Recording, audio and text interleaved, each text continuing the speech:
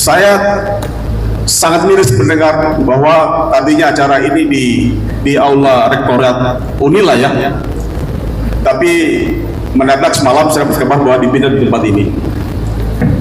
Saya yakin itu Rektor Unila sekarang itu mungkin dia tidak pernah jadi aktivis.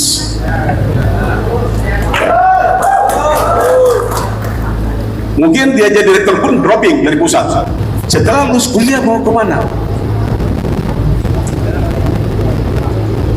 Ini pertanyaan yang harus dijawab oleh mahasiswa, oleh masyarakat. Jikalau pemimpin, presiden tidak peduli dengan hari ini, maka mahasiswa-mahasiswa kita yang lulus pada hari esok atau yang akan datang akan menjadi beban negara. Kalau mahasiswa hari ini gagal membangun ini bangsa, maka bangsa kita akan dibanjiri VOC baru. Dan sekarang sudah mulai kelihatan.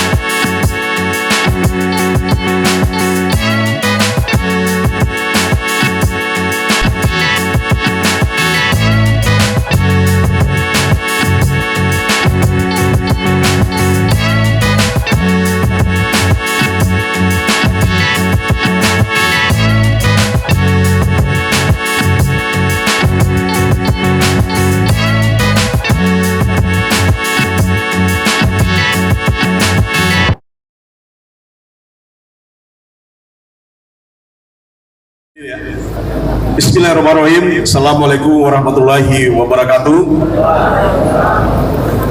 Bu Revi, saya trauma ini, aku di sini jadi lempar lagi.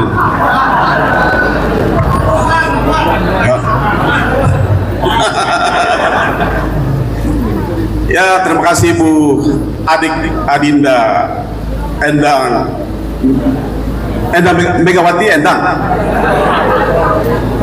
Megawati Utami. Endang Mega Utami. Yang satu di sini Mega mahasiswi, ya. Yang di Jakarta Mega ibu kos. Bisa aja. Ya. Dan yang satu Bapak asuh status quo. Dan yang ketiga adalah punya gagasan. Terima kasih Saudari Adinda Endang yang telah jadi moderator pada siang hari ini. Pertama, saya ingin mencoba untuk menjelaskan tentang pengalaman saya menjadi anggota DPR 2 periode. Serta sekarang saya ditunjuk oleh teman-teman untuk menjadi Sekretaris Nasional KIB Kuning Hijau Biru. Kuning Hijau Biru itu ada berisikan orang-orang bekas mantan-mantan anggota DPR yang mencoba untuk mengambil jalan perubahan dan mencoba untuk menyelamatkan bangsa ini dengan menjadikan mahasiswa sebagai lokomotif perubahan dan menjadikan mahasiswa sebagai instrumen politik dan kekuasaan yang akan datang. Pertama, saya sangat miris mendengar bahwa tadinya acara ini di aula Rektorat Unila ya, tapi mendadak semalam saya dapat kabar bahwa dipindah di tempat ini. Saya yakin itu Rektor Unila sekarang itu mungkin dia tidak pernah jadi aktivis. Mungkin dia jadi rektor pun dropping dari pusat. Kan? Ini yang berbahaya gitu. Mengapa? Karena kampus itu, apakah itu mahasiswanya, dosennya, itu semua hidup dari keputusan politik. Mahasiswa juga adalah hasil dari proses politik. Rektor Unila diangkat menjadi dari proses politik. Gedung-gedung, buku-buku perpustakaan, dosen-dosen semua mendapatkan gaji dari hasil proses politik. Yang berbahaya adalah bila mahasiswa dijauhkan dari politik. Memang betul, mahasiswa tidak boleh melakukan politik praktis, tapi mendapatkan instrumen informasi politik itu penting. Mengapa? Karena mahasiswa ini akan menjadi instrumen politik di masa yang akan datang. Mahasiswa akan menjadi instrumen kekuasaan di masa yang akan datang. Mahasiswa akan menjadi penguatan demokrasi di masa yang akan datang. Anda bisa membayangkan kalau mahasiswa dilarang mendengarkan ceramah-ceramah politik atau masukan-masukan politik di kampus Unila ini misalnya. KIB telah melaksanakan sekitar 30 kampus di seluruh Indonesia untuk hadir mempelopori perubahan agar mahasiswa itu keluar dari rasa ketakutan dan jebakan-jebakan politik yang mana dengan sendirinya akan merugikan mahasiswa sendiri. Saya ingin menyampaikan di dalam APBN 2023 itu anggaran pendidikan kita 612 triliun. 2000 APBN kita 2023 adalah 612 triliun. Di dalam APBN 2024 naik menjadi 660 triliun. Yang menjadi pertanyaan adalah apakah 660 triliun ini telah bisa menghasilkan kualitas politik mahasiswa, masa depan mahasiswa, dan membangun kualitas mahasiswa untuk masuk pada lapangan pekerjaan? Apakah ada manfaatnya?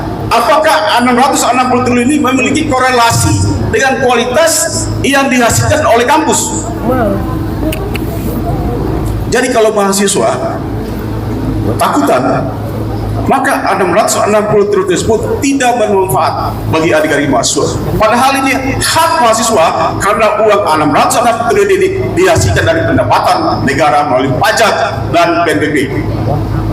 Ini yang terjadi sekarang. Makanya kami hadir untuk itu menggugah. Oh, penting sekali. Negara Indonesia pernah dijajah oleh Belanda 340 tahun, bukan karena asetnya, bukan karena kepintarannya, tapi karena kekayaan alamnya. Indonesia dijajah ini karena kekayaan alam, tapi bangkit melawan penjajah karena kesadaran nasional melalui pendidikan tokoh-tokoh nasional yang dulu pada Badan Usaha Penyelidik Kemerdekaan Indonesia saat itu. 660 triliun. Buat apa kalau tidak menghasilkan mahasiswa yang memiliki masa depan? Lalu siapa yang salah? Ini yang salah adalah pemimpin-pemimpin, baik itu di tingkat pusat, provinsi, daerah maupun kampus. Oleh karena itu 660 triliun ini harus dijadikan sebagai alat untuk melepaskan mahasiswa dari ketidakberdayaan. Mengapa? Pertama adalah kalau kita melihat sejarah perjalanan manusia yang paling jauh adalah ketika Nabi Muhammad bukan Israel, yaitu menepi Tuhannya. Itu adalah perjalanan manusia yang paling jauh. Sedangkan perjalanan mahasiswa yang paling berat adalah ketika lulus kuliah mau kemana. Ini perjalanan mahasiswa yang paling berat. Setelah lulus kuliah mau kemana? Ini pertanyaan yang harus dijawab oleh mahasiswa, oleh masyarakat.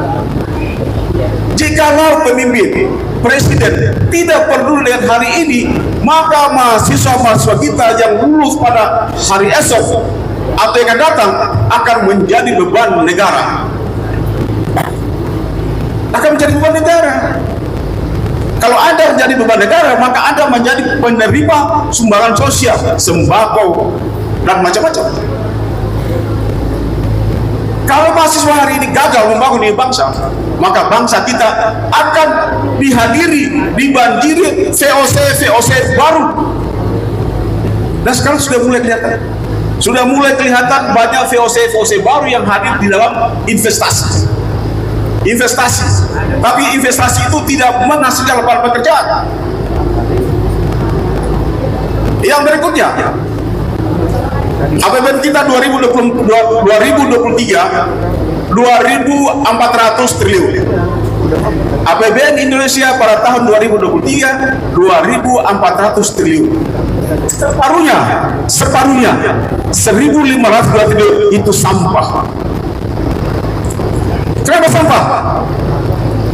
Pertama tadi 662 triliun pendidikan, 492 triliun itu ketahanan pangan, ketahanan sosial, jaringan sosial, penjaminan sosial, anggaran penjaminan sosial 497 triliun. Ini sampah. Untuk apa ini penjaminan sosial ini? Apa manfaatnya dengan kegiatan masyarakat? Adakah anggaran 2023 jaminan sosial atau pengamanan sosial 493 triliun menghasilkan angka penurunan kemiskinan atau baik? Ternyata 493 triliun ini jaminan sosial, penguatan sosial justru meningkatkan kemiskinan, tidak mengurangi kemiskinan. Jadi buat apa? Siapa yang menikmati 400 triliun ini? Masyarakat, orang tua, mahasiswa. Politisi sepertinya yang menikmati, benar nggak Pak? Kenapa? Politisi yang menikmati, benar? Tidak juga. Oh, tidak juga. Jadi kalau katanya kami setelah lulus mau jadi apa? Paling pada jadi DPR Pak. Kami jadi anak-anak pragmatis ternyata. Karena memang ya itu tadi Pak. Kalau setengahnya jadi sampah, karena kami dibentuk oleh orang-orang, mohon maaf, yang dari sampah ya. Manis. Cocok. Jadi ini namanya Endang Mega bukan ibu kos, tapi adalah aktivis.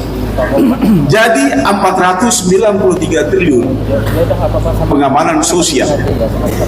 Siapa yang nikmati ini? Mahasiswa pasti menikmati juga.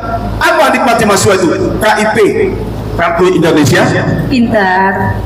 Nyatanya pintar nggak? Salah sasa? Ternyata Kartu Indonesia Pintar itu membuat mahasiswa jadi takut untuk mengemukakan kebenaran.